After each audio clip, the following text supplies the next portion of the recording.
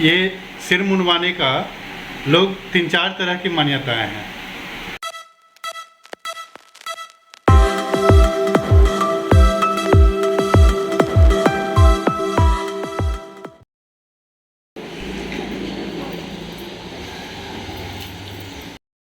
दोस्तों, और मैं टकला हो गया।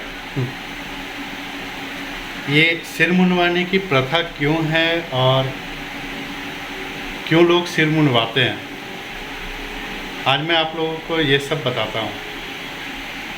मेरे दूर के रिलेटिव में एक की डेथ हो गई थी, जिसके कारण मैंने ये सिर मुंडवाया है। ये हमारा जो है सिर मुंडवाने की जो प्रथा है, ये बहुत टाइम से चला आ रहा है और लोग आज भी मानते हैं।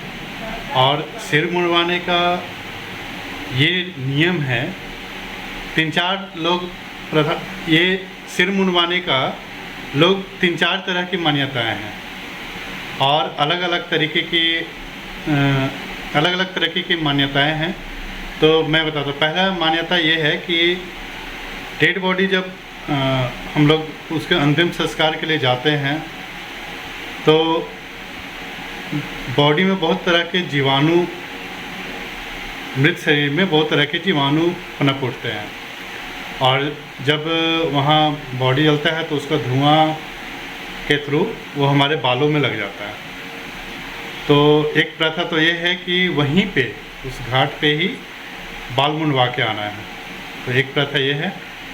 दूसरा मान्यता ये है कि ये साइंटिफिक रीज़न भी है कि बालों में बहुत सारा जीवाणु चिपक जाते हैं जो जल्दी छूटते नहीं, और इसलिए हम लोग वो बाल वहाँ मुड़वा के आते हैं।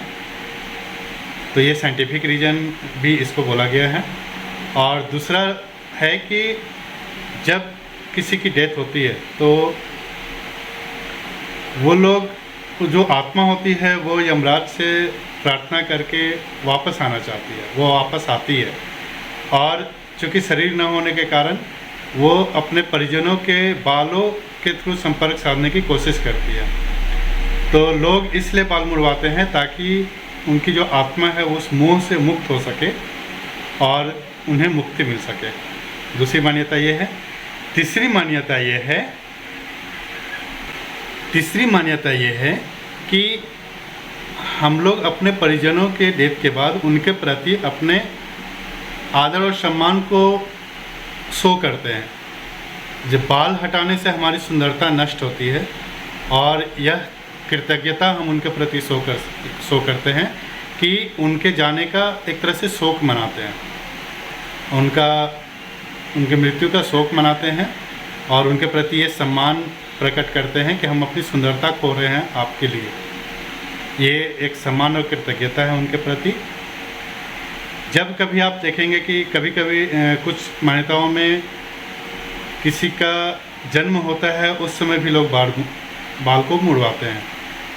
तो उस समय और अभी का, ये दोनों ही में ये समान चीज़ है कि हम लोग जब किसी की डेथ होती है या जब किसी का जन्म होता है तो वो सूतक होते हैं, वो अशुद्ध माने जाते हैं और बाल मुड़वाने के बाद ही वो शुद्ध होते हैं। ऐसी मान्यता है और इस कारण भी हम लोग बाल मुड़वाते हैं। तो ये परंपरा आगे चल के कहाँ तक आगे जाएगी ये नहीं कहा जा सकता, लेकिन अभी तो है जो पुराने ख्याल के लोग हैं, जो परंपरा को अभी थामे हुए हैं, वो लोग अभी ये चलाते आ रहे हैं। और इसमें ये भी है कि जो निरंतर, जो लगातार चोटी रखते आए हैं, उन्हें बाल मुड़वाने की आवश्यकता नहीं है। ये पुराणों में, गरुड़ पुराण या ऐसे ही किसी पुराण में वर्णन है इस बात का, मुझे कंफर्म नहीं है।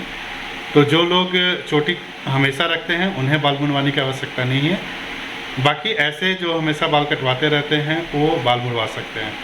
इसमें एक चीज़ और है कि हम मूंछ किन्हें मुड़वाना चाहिए या मूंछ में चाकू कब लगता है, उस्तरा कब लगता है। जब खुद के किसी भी व्यक्ति के खुद के पिता की मृत्यु होती है उस समय ही मूंछ में उस्तरा लगाया जाता है, अदरवाइज उस्तरा कभी नहीं लगाया जाता मूंछ में।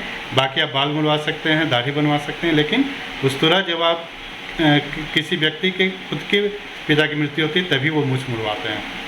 तो ये सब हिंदू में मान्यताएं हैं, हिंदू धर्म में की मान्यताएं हैं, और इस कारण लोग ये परंपरा निभाते आ रहे हैं। ये कहाँ तक चलेगा, कितना चलेगा, ये तो आगे देखने की बात है। युग हमेशा चेंज होता है, समय के हिसाब से लोग हमेशा बदलते हैं, बाकी देखते हैं। तो ये थी जानकारी हमारे तरफ से। मैं टकला हो गया हूँ।